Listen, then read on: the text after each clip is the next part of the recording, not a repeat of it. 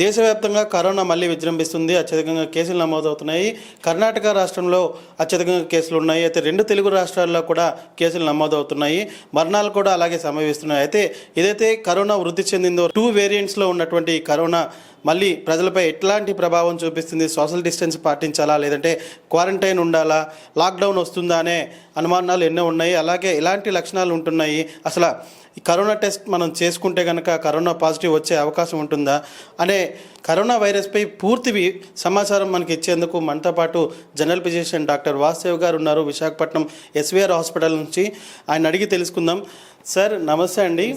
Sir, ఇప్పుడు corona ఏదైతే virus ఉందో అప్పటి నుంచి ఇప్పటి వరకు చాలా వేరియంట్స్ వచ్చాయి మనకి. అయితే ఇప్పుడు వచ్చిన ఈ 2 వేరియంట్స్ కొంచెం క్రిటికల్గా ఉంటుంది. మళ్ళీ మనం క్వారంటైన్ పాటించాలి, అలాగే కొంచెం పాండమిక్ అయ్యే అవకాశం కూడా ఉంటుంది అని చెప్పి చెప్తున్నారు. సార్, అసలు దీన్ని ఎలా తీసుకోవచ్చు సార్? సో నమస్తే అండి, I'm doctor Vasudev, associate professor general medicine, SVR hospitals. Corona actually మనకి 2020, 21, 22 వరుసగా వచ్చిందండి. ఆ తర్వాత మనం కరోనాకి వ్యాక్సిన్ తీసుకున్నాం, కరోనా గురించి మొత్తం అన్ని జాగ్రత్తలు తీసుకున్నాం. అగైన్ ఈ మధ్య ఒక 1 మంత్ నుంచి మళ్ళీ కరోనా అన్నమాట ఫ్రీక్వెంట్గా వినిపిస్తూ ఉంది. అసలు దీనికి భయపడాలా వద్దా, దానికోసం మనం ఈరోజు డిస్కస్ చేయబోతున్నాం. సో కరోనా అనేది ఒక వైరస్ కాబట్టి దాని మార్ఫాలజీ ఎక్కువగా మారుతూ ఉంటుంది కాబట్టి వేరియంట్స్ అనేవి కొత్త కొత్త వస్తుంటాయండి. కానీ ఇక్కడ మన లక్ ఏంటంటే మనం out of 100 90%, more than 90% corona vaccinated అయిపోయి ఉన్నామండి. సో మనలో ఆ వైరస్కి సంబంధించి ఆటో యాంటీబాడీస్ అన్నవి మన బాడీలో సర్క్యులేట్ అవుతూ ఉంటాయి. సో మనకు కావాల్సిన ప్రొటెక్షన్ ఆ యాంటీబాడీస్ నుంచి మన బాడీకి వచ్చేస్తుందండి. సో అసలు జాగ్రత్తగా ఉండాలా, అతి జాగ్రత్త, అజాగ్రత్త, ఈ మూడిటి గురించి మనం ఆలోచించాలండి. సో అతి జాగ్రత్త అవసరం లేదు, అజాగ్రత్త కూడా అవసరం లేదు. సోషల్ డిస్టెన్స్ మెయింటైన్ చేసుకొని ప్రీవియస్గా మనం ఎలా అయితే కరోనాని ఎదుర్కొన్నామో ఆ లైన్స్లో మనం కరోనాని ఎదుర్కోవడానికి సిద్ధంగా ఉంటే సరిపోతుందండి. సార్, పూర్తిగా ఇప్పుడు వస్తున్న వేరియంట్ ఏదైతే ఉందో అది కరోనా వైరస్ అయి ఉండొచ్చు. ఎందుకంటే కరోనా వైరస్ వచ్చిన తర్వాత ఇది కొంచెం ఏజ్డ్ పీపుల్లో ఎక్కువగా కనిపిస్తుంది. అలాగే ఏదైతే ఇమ్యూనిటీ తక్కువ ఉన్న వారిలో కూడా జాగ్రత్తగా ఉండాలని చెప్తున్నారు. అంటే ఇప్పుడు వాళ్ళు అలాంటి జాగ్రత్తలు తీసుకోవాలి సార్?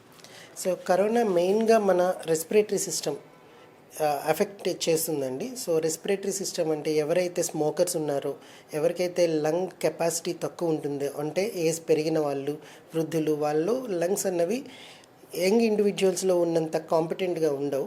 సో అలాంటి వాళ్ళు కరోనా గురించి కొంచెం జాగ్రత్తగా ఉండాల్సి ఉంటుందండి. సో ఇన్ఫెక్షన్ రాగానే సరైన ట్రీట్మెంట్ తీసుకోవడం, ఐసోలేట్ అవ్వడం, సరైన ఇమ్యూనిటీ బూస్టర్స్ తీసుకోవడం, కరోనాకి ప్రాపర్గా మెడికేషన్స్ వాడడం, సిమ్టమాటిక్ మెడికేషన్స్ వాడడం. సో వీలైనంత వరకు సొంత మెడికేషన్ కాకుండా వాళ్ళకి దగ్గరలో ఉన్న డాక్టర్ అడ్వైస్ తీసుకుని మందులు వాడడం లాంటివి చేస్తే ప్రాణాపాయం నుంచి ఈజీగా తప్పించుకోవచ్చండి. సార్, ఇప్పుడు గతంలో కరోనా స్టార్టింగ్ స్టేజ్లో ఉన్నటువంటి ఈ జాగ్రత్తలు తీసుకున్నాం చూసారా, అలాంటి జాగ్రత్తలు మళ్ళీ తీసుకోవాల్సి వస్తుందా, లేదంటే అలాంటి సిచ్యువేషన్స్ మళ్ళీ మనం ఫేస్ చేయాల్సి వస్తుందా? ఒక మంచి విషయం ఏంటంటే మనకి ఇంతకుముందు జనాల్లో ఉన్నంత భయం అయితే కరోనా గురించి ఇప్పుడు లేదు. అదేవిధంగా అదే మనకి కొంచెం చెడు కూడా చేస్తుంది. సో పబ్లిక్ గ్యాదరింగ్స్, సో ఒక కేసు పాజిటివ్ వస్తే ఆ కేసుని ఐసోలేట్ చేయకుండా ఆ కేసు చుట్టూ ఉండడం అన్నది కరోనా వ్యాప్తికి సహకరిస్తుందండి. ఎంత మనం ఇమ్యునైజ్ అయినా, ఎంత మనం కోవిడ్ వ్యాక్సిన్ తీసుకున్నా కూడా సిమ్టమ్స్ అన్నవి మైల్డ్ టు మోడరేట్ కనిపించే అవకాశం ఉంటుంది. సో వైద్యుల పర్యవేక్షణ కంపల్సరీగా అవసరం పడుతుందండి. ఏదైనా ఒక పేషెంట్ కరోనా అంటే లక్షణాలు కనిపించకుండా సడన్గా టెస్ట్ చేస్తే కనుక పాజిటివ్ అని చెప్పేటప్పుడు ఆయన ఎలాంటి పరిస్థితుల్ని ఎదుర్కోవాల్సి వస్తుంది సార్? ఇప్పుడు కరోనా పాజిటివ్ అనగానే పాండమిక్గా, ఎప్పుడు కూడా కరోనా పాజిటివ్ అనగానే పాండమిక్గానే ఫీల్ అవుతారు. కానీ ఇప్పుడున్న ఈ వేరియంట్స్ ఇలా వస్తూ ఉంటా ఉన్నాయి.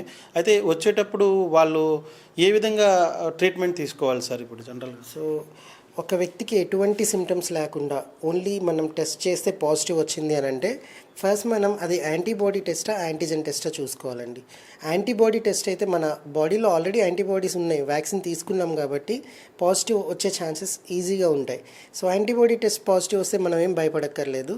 యాంటీజెన్ టెస్ట్ పాజిటివ్ వస్తే పేషెంట్కి సిమ్టమ్స్ ఏమైనా ఉన్నాయా లేవా, సిమ్టమ్స్ ఉన్నాయంటే సిమ్టమాటిక్ ట్రీట్మెంట్ తీసుకోవడం, అసలు ఏ సిమ్టమ్స్ లేవు పాజిటివ్ కానీ కనిపిస్తుంది అని అంటే సెల్ఫ్ ఐసోలేషన్లో ఉండి డాక్టర్ సలహా తీసుకొని మందులు వాడుకుంటే సరిపోతుందండి. ఇప్పుడున్న ఏదైతే ఈ వేరియంట్ అంత ప్రమాదకరం కాదు అని చెప్తున్నారు, కానీ ఏదైతే మోర్టాలిటీ కూడా కనిపిస్తుంది.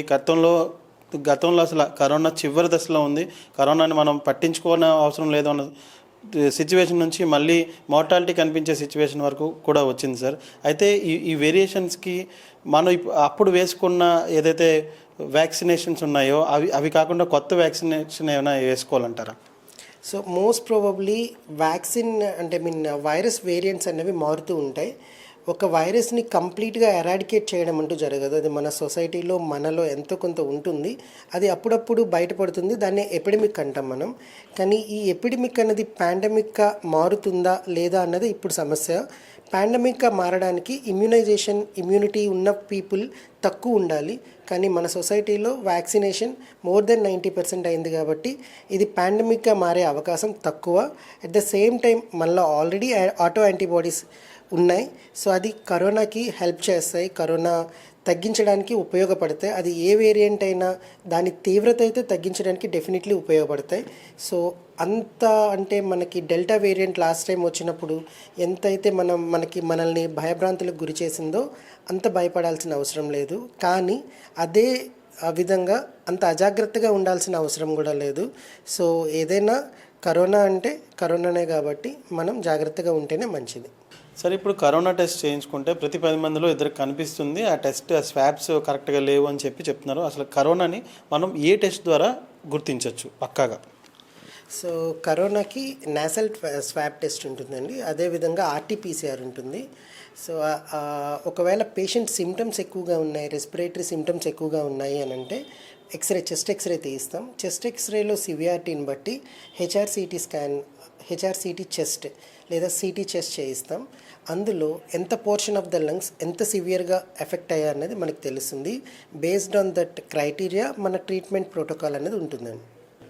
అయితే ఇప్పుడు స్వాబ్ టెస్ట్లో కూడా మనకి అక్యురేట్ అనేది ఉంటుంది, పీసీఆర్ టెస్ట్లో క్లియర్గా తెలుస్తుంది, మోర్ అక్యురేట్ ఉంటుంది. రైట్, ఇప్పుడు ఏదైతే పాండమిక్ సిచ్యువేషన్ వస్తుంది అని చెప్పి భయపడుతున్నారో దానికోసం భయపడనక్కర్లేదు. ఎందుకంటే ఈ 2 వేరియంట్స్ కూడా కరోనా అనేది ఎప్పుడు కూడా వృద్ధి చెందుతూ అంటే ఆ వేరియంట్ని చూపిస్తూ ఉంటుంది. పూర్తిగా వైరస్ని మనం క్లియర్ చేయలేం. అలాగే ఏదైతే కరోనా వైరస్ని మనం పూర్తిగా మన నుంచి తీసేయలేం. ఎందుకంటే ఆ వైరస్ దాని వేరియంట్ని మనం కనుక్కుంటూ దానికి అనుగుణంగా మనం ఇమ్యూనిటీని డెవలప్ చేసుకుంటూ ఉండాలి. ఏదైతే మనం వ్యాక్సినేషన్ 90% మన ఇండియాలో 90% వ్యాక్సిన్ తీసుకున్నాం కాబట్టి మనకి ఇమ్యూనిటీ బూస్టర్స్ ఆటోమేటిక్గా ఆటో యాంటీబాడీస్ అనేవి జనరేట్ అవుతాయి కాబట్టి భయపడాల్సిన అవసరం లేదు. అలాగని సోషల్ డిస్టెన్స్ పాటించాలి. ఏదైనా వేరియంట్ అది పూర్తిగా ఎండ్ అయ్యే వరకు కొంచెం మన సోషల్ డిస్టెన్స్ పాటించి దాన్ని జాగ్రత్తగా అంటే అజాగ్రత్త వహించకుండా ఉంటే కనుక ఈ కరోనా వైరస్తో భయం లేదని చెప్పి డాక్టర్ వాసుదేవ్ గారు మనకు చెప్పడం జరిగింది.